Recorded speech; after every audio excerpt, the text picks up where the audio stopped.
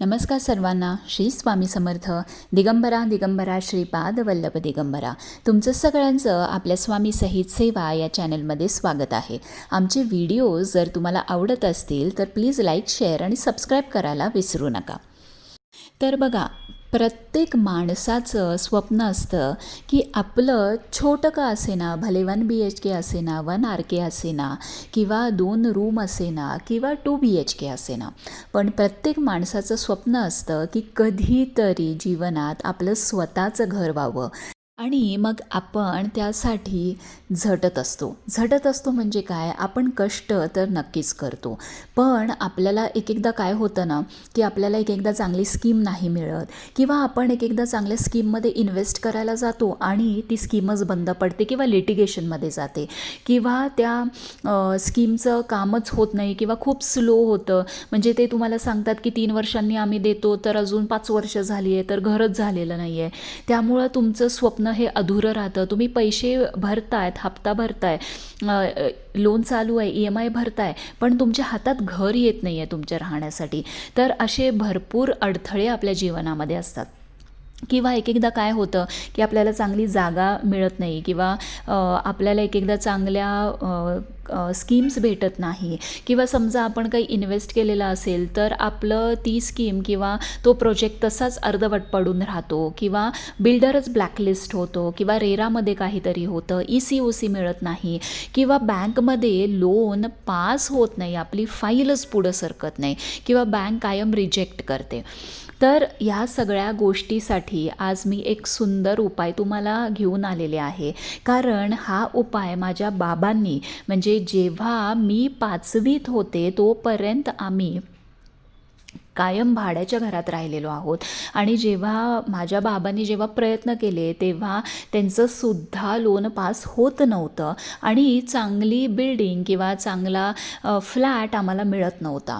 तर बघा, कष्ट केल्याशिवाय सक्सेस आपल्याला कधीच मिळत नाही. आपण कष्ट करणे, प्रयत्न करणे हे आपल्या हातात असतं आणि त्याला नशिबाची साथसुद्धा लागते.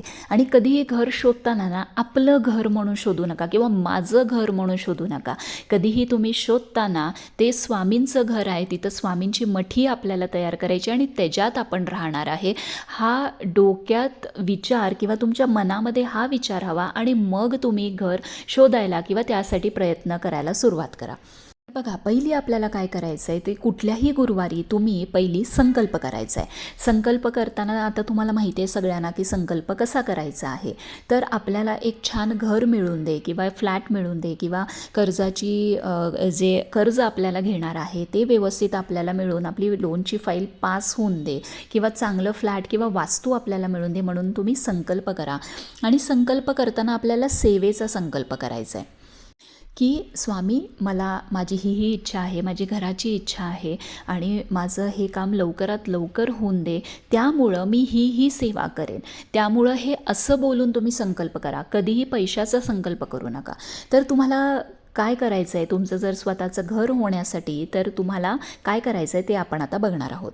तर जशी आपण नित्यसेवा करतो म्हणजे 3 अध्याय स्वामीचरित्र सारामृत, 11 माळी जप, हे तर तुम्हाला करायचंच आहे आणि तुम्हाला 7 किंवा 11 गुरुचरित्राचे पारायण करायचं आहे. बघा, तुम्ही एका महिन्याला एक करायचं आहे, असं नाही की एकाच महिन्यात तुम्ही 2 करा, 3 करा, अजिबात नाही. एका महिन्याला एक पारायण, दुसऱ्या महिन्याला दुसरं पारायण, तिसऱ्या महिन्याला तिसरं पारायण. समजा दुसऱ्या महिन्यात तुम्हाला अगदीच काही अडचण आली आणि तुम्हाला खरंच जमत नाही आहे तर तो 1 महिना स्किप करा, त्याच्यानंतर करा.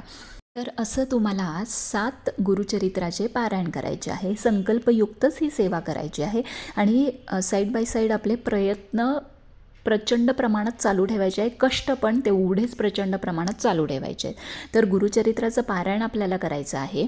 त्याच्यानंतर तुम्हाला श्रीसूक्त दररोज तुम्हाला 3 आवर्तनं करायची आहे. बघा, आता फलश्रुती शेवटच्या आवर्तनाला म्हणजे 3ऱ्या आवर्तनाला तुम्हाला म्हणायचं आहे. त्याच्यानंतर तुम्हाला व्यंकटेश स्तोत्र हे जर तुम्हाला पॉसिबल झालं तर तुम्ही 16 खेपा म्हणा, नाही तर तुम्ही 11 खेपा म्हणा. एकच कुठली तरी संख्या ठरवून घ्या, 11 किंवा 16. व्यंकटेश स्तोत्र हे तुम्हाला नक्की म्हणायचं आहे. त्याच्यानंतर तुम्हाला 1 खेपा कनकधरा स्तोत्र हे पण म्हणायचं आहे. बघा, लक्ष्मीची जर आवक किंवा लक्ष्मी जर तुम्हाला प्रसन्न झाली तरच तुम्ही पुढच्या गोष्टी सगळ्या करू शकता. त्यामुळं हे सगळं लिंक्ड आहे. त्यामुळं तुम्ही कनकधरा स्तोत्र, व्यंकटेश स्तोत्र, श्री सूक्त, नित्यसेवा आणि गुरुचरित्राचे पारायण तुम्हाला करायचे आहे. तर हे सगळं तुम्ही संकल्पयुक्त करा आणि बघा, तुम्हाला हळूहळू मार्ग दिसायला लागतील. तुमचं लोन जे आहे ते पास होऊन तुम्हाला ते बँकेकडून फोन पण येऊन जाईल की तुमचं लोन पास झालं आहे. तुम्हाला जर फ्लॅट मिळत नसेल किंवा चांगली स्कीम मिळत नसेल किंवा चांगला बिल्डरची स्कीम मिळत नसेल तर तुम्हाला कोणीतरी सजेस्ट करेल किंवा तुमचे मार्ग जे आहेत ना ते हळूहळू मोकळे व्हायला लागतात आणि ते स्वामीच मोकळे करतात. कारण आपण स्वामींची मठी तिकडं आपण करणार आहोत. म्हणजे काय, स्वामींचं घर आहे ते ज्याच्यात आपण राहणार आहोत. हा भाव जर धरून तुम्ही संकल्प केला आणि असं स्वामींना बोलून दाखवलं ना तर बघा, खरंच तुम्हाला स्वामी मार्ग दाखवल्याशिवाय राहणार नाही. आणि बघा, या उपायाची ना मी स्वतः साक्षीदार आहे. कारण माझ्या वडिलांनी गुरुचरित्राचं पारायण केलं होतं आणि आम्ही आमचे जो पूर्वी फ्लॅटमध्ये, जे आईबाबा आत्ता नवीन फ्लॅटमध्ये शिफ्ट झाले, पण जो पूर्वीचं आमचं जे घर होतं तर ते ह्याच्यामुळंच मिळालेलं होतं आणि तीही आम्ही स्वामींचा प्रसाद किंवा महाराजांचा प्रसाद म्हणून, त्यांची मठी म्हणून आम्ही तिथं राहिलेलो आहोत. त्यामुळे तुम्ही हा उपाय किंवा ही सेवा तुम्ही नक्की करून बघा.